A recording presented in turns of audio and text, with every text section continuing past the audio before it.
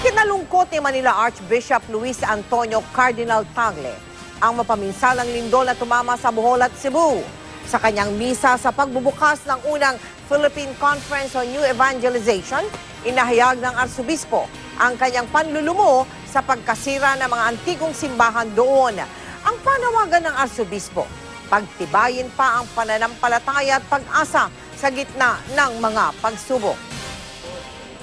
Tayo pong lahat ay nakikiisa sa mga kapatid nating naapektuhan ng lindol, no? At hindi talagang ang ating mga puso ay hindi napapanatag.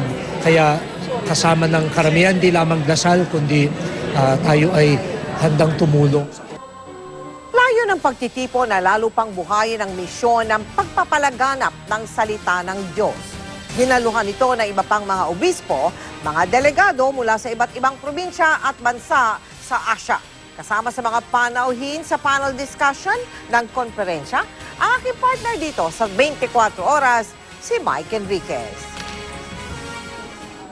Pinapahalagahan ditong mga ganitong klase ng pagtitipon, pinapahalagahan to ng GMA kasi dito isa sa mga pinaguhugutan natin ng inspirasyon para lalo pa natin magpabuti yung paglilingkod natin sa mga tagapakinig at mga tagapanood.